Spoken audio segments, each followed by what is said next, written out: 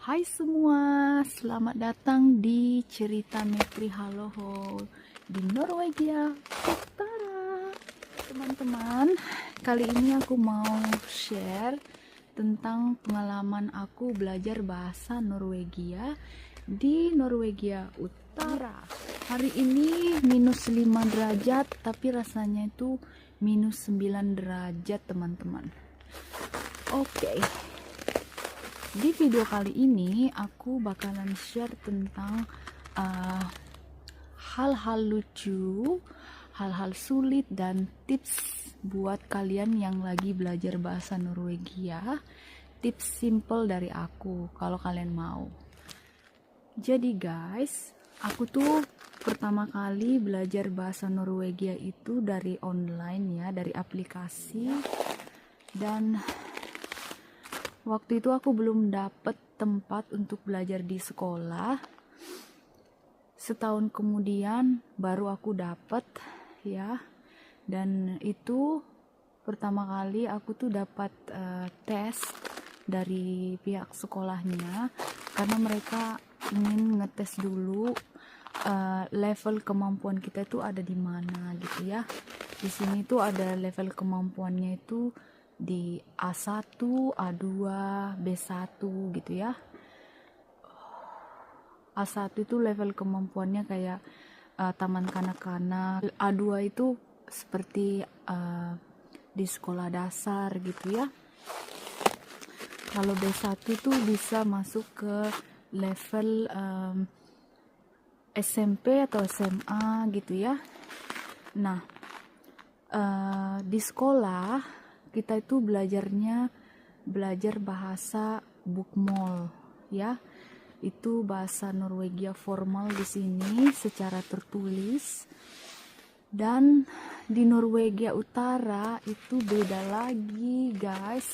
Di Norwegia Utara itu mereka punya dialek sendiri, mirip-mirip nynorsk, tapi bukan nynorsk ya.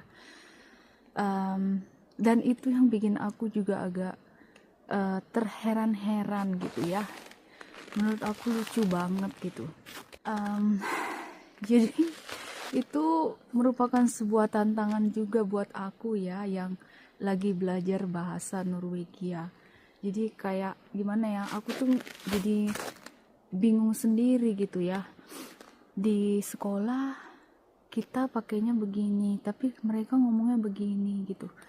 Jadi ada rasa-rasa bingungnya gitu, tapi lucu gitu ya.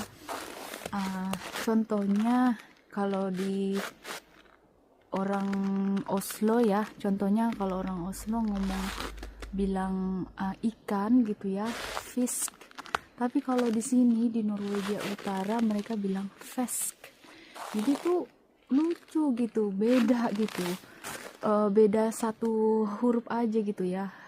I-nya diganti jadi E. Terus contoh lain ya, kata-kata yang lain, misalnya makan malam gitu ya. Kalau di Oslo mereka bilang middag gitu ya. Kalau di sini mereka bilang, ada yang bilang middag gitu ya. Jadi kayak lucu banget gitu. Kalau di sekolah kita diajarinnya yai gitu kan.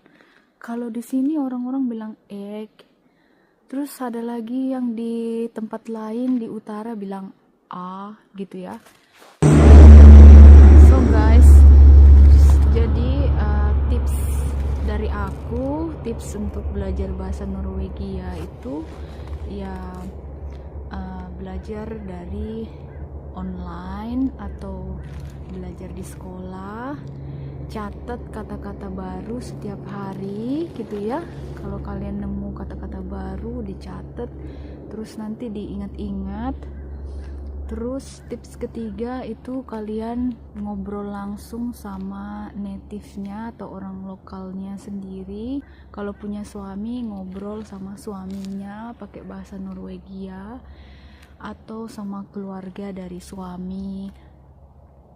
Juga bisa bicara sama orang gitu ya, orang Norwegia misalnya di toko gitu ya.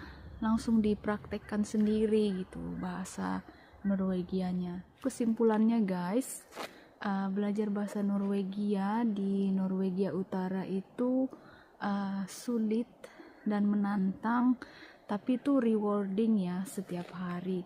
Karena kalau kita udah bisa bahasa Norwegia, cari pekerjaan juga gampang di sini gitu ya. Apalagi kita bisa bahasa dialek di sini tuh lebih gampang lagi gitu ya. Nah, buat kalian yang baru belajar bahasa baru, boleh di-share pengalamannya di kolom komentar dan share juga hal-hal lucu yang kalian alami. Dan buat kalian yang belum subscribe, jangan lupa subscribe. Bye guys, see you in the next video.